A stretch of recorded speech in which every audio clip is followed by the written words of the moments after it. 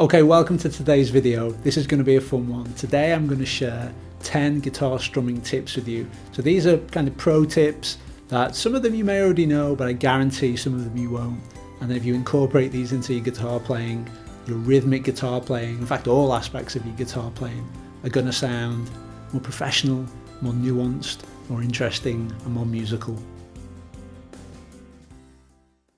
Okay, tip number one, when you're playing chords, make sure that you play the root notes first. Sounds an obvious one to some people. For some other people, especially guitar beginners, they've never even thought about this. In a guitar chord, we've got several notes, usually 3 or 4, but they don't all matter the same. One of them matters most, and that's the root note. The root note is the tonal center of the chord, and you want to begin your chords with the root note. So it's a bit like if you're saying somebody's name. So my name's Mike. But if you don't say the M at the start, it doesn't sound right. It's not Mike. If you're playing a C chord, I need to hear the C note first, okay? So going back to my analogy of using a name, if someone wants to call me Mike, but they don't use the M first, then it's not Mike anymore. It's Icom or Kmai or Imek. That's not what we want, okay? So if you're playing a C chord, I want to hear the C note first. Okay, now the easy way that we figure out what the root note is in a chord is it's always the note that we play that's the thickest note. Okay, so if I'm playing a G chord, then the note that's the root note is G, which is here. It's the thickest note that I actually strum. If I'm playing a C chord, it's C, it's here. Yeah, it's the thickest note that I play. If I'm playing a D chord, the root note is D. Now for this one, it's the 4th string open, because that's the thickest string that I play. Okay, I hope that makes sense. If I'm playing an F chord, the thickest note, the thickest string that I play is there, it's F. Okay, so whatever chord you're playing, make sure that you nail the root note first, because when you do that, it will make your chord progression sound more articulate and well-defined. Okay, my next tip is use 7th chords to increase tension. So before you play a chorus, whatever the chord is that's before the chorus, try making that a 7th version. So if it's a D chord, then you might want to, let's say it's a D chord, and let's say it's spread over 4 beats. Then you might want to play the D for 2 beats, but then play a D7 for the second 2. It just increases the tension, and the listener knows, oh, something's about to happen here. It's a simple thing that you can change that will make your guitar playing sound more polished. It won't sound right in every setting, of course, but anytime you want to increase some tension and expectation, because remember, almost all music boils down to tension and resolution. So if you drop in a 7th chord before a chorus, you're maximizing the tension, and it gets kind of almost uncomfortable for the listener. But then on the chorus, you get that sense of resolution, and the payoff feels bigger because you created the tension beforehand. Use 7th chords to add tension anytime you want to increase that in your music, and the ideal time to do that is on the chord before a chorus.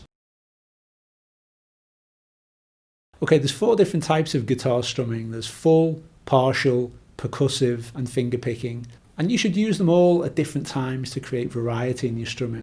Okay, so my tip here is use full strumming sometimes. Full strumming is when you're just kind of banging on all of the strings of all of the chords that you play and just presenting the music in a really steady and consistent way. A good example of this would be something like Wonderwall.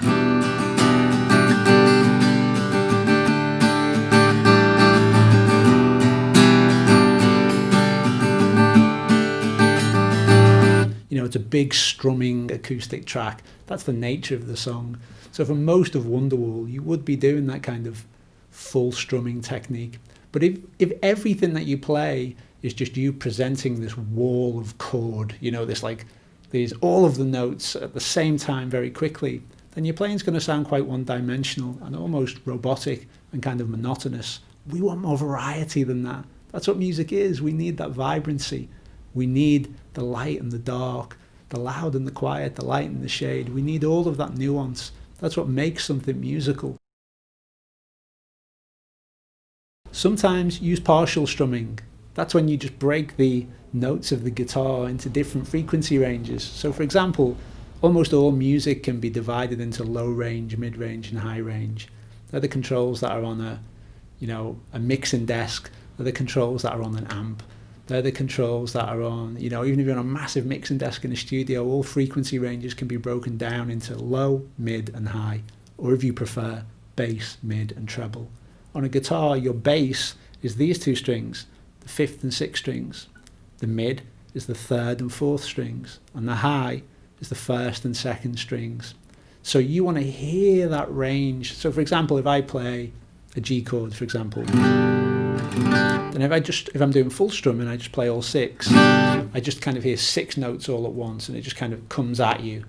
But if we deliberately seek to go low and high, for example, then we get a very different sound. So listen to this. This is full strumming. There's a time and a place for that, I get that. But if we just go low, high, listen to how that changes things.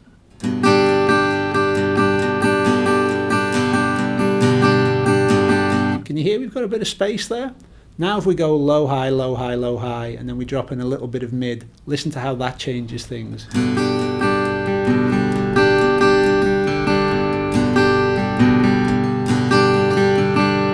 Okay, could you hear that? It sounded to me like it was almost like there was different chords that I was hearing there, because we were going low, high, low, high, low, high, and then just dropping in a little bit of mid. And what that created was more movement in the music. Now you can combine that kind of low, mid, and high thing in so many different ways. But sometimes the most common way you'll hear that is when someone just picks to go low. So that's like when we're playing power chords.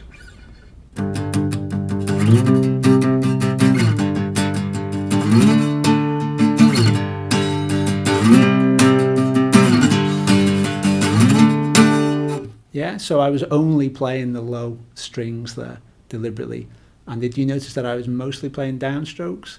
That kind of creates urgency and choppiness in what we play. That's used a lot in rock, of course, and punk, but it crops up in pretty much every genre. Okay, now listen to what happens if I deliberately choose to stay low for a little while and then go high. So I just play in an A chord. So I'm playing low now.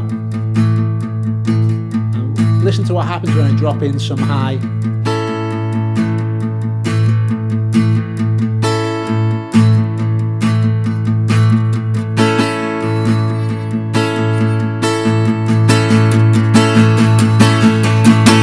So you can hear how that was just one chord, but I was pulling out different parts of that chord to create those different tones. Okay, the next part of partial strumming is when you choose to deliberately arpeggiate the chords. That's when you're deliberately just targeting individual notes.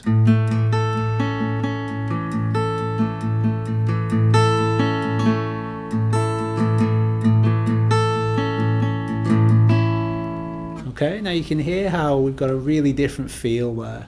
It's the same chord, but it feels completely different because we're deliberately just targeting some low notes and some high, then some mid. I hope what this is doing for you is just challenging you to think about the range of notes that are available. And for lots of guitar beginners, they don't think about the guitar in that way. They just think they're presenting the chord. But what we're trying to do here is pull out the range and the depth and the breadth of the chord that's available to you. And the next two that I wanted to share with you was fingerpicking. So with fingerpicking, of course, different technique. We don't use the pick, it's finger style. But that gives us a different sense of attack when we play the strings. So we get a warmer sound, especially if we can use our fingers more than our nails. But what that does is it allows us to create a completely different feel to the music. And also we can be much more specific about the patterns that we play. So we get a softer tone when we use our fingers.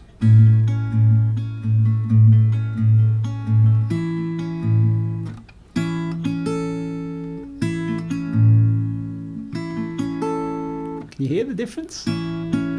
I think it's enormous. I hope that comes through on the mic here. I love playing fingerpicking because I love the sense of connection that it gives you to the instrument.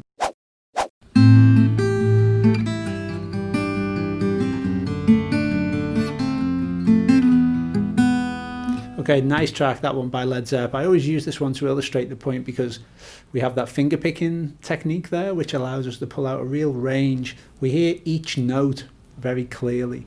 There's a bit more room to breathe. We go from that low fingerpicking style to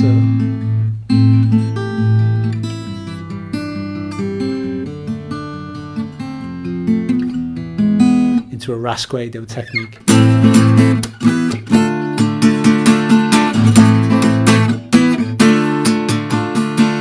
And we're kind of, rasping on the strings to create that kind of thrack sound, that we get, and then we deaden the strings.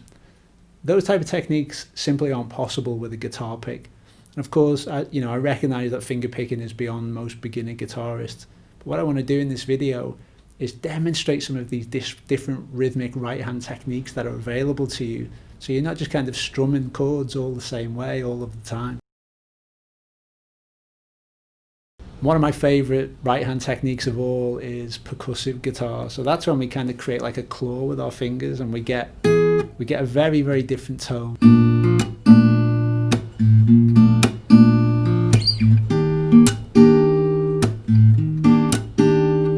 So you can see there that my hand is kind of coming on and off the guitar.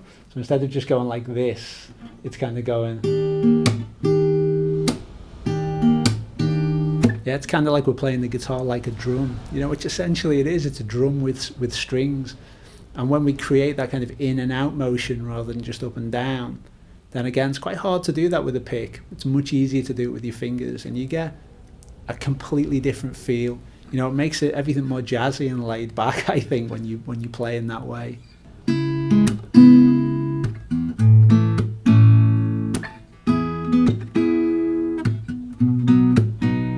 the cool of the night, you looked at me and you smiled, and I knew why.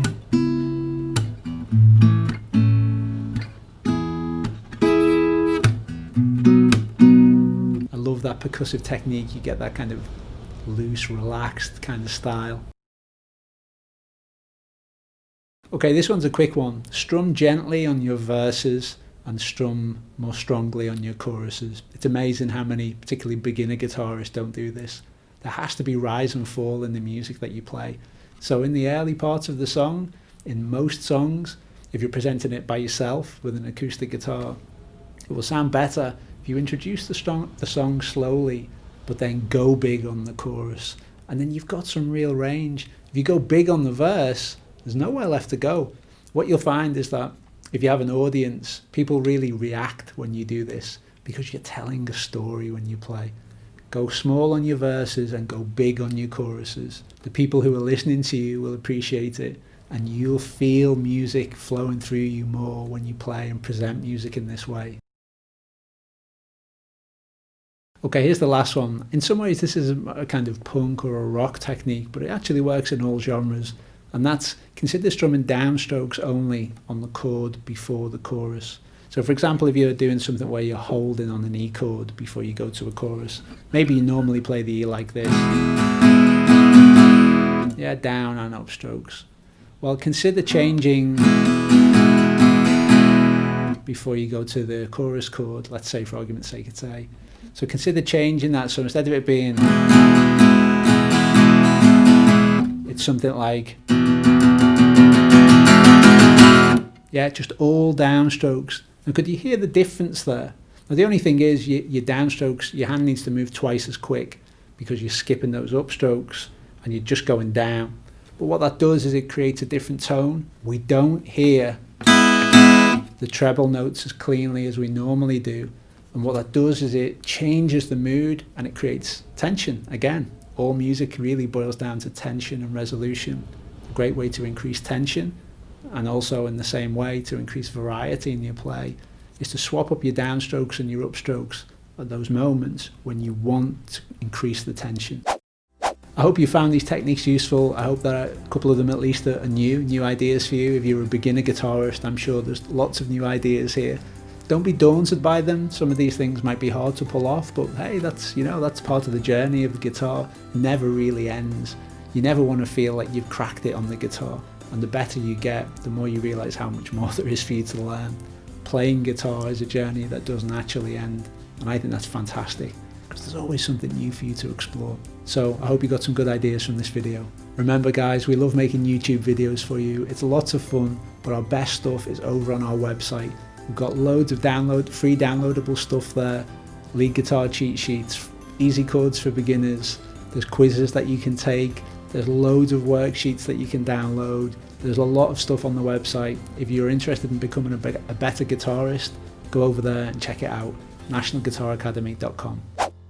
If you've enjoyed this video, please subscribe to the channel, and that will make sure that you don't miss our future videos. Thanks for watching, and I'll see you next time.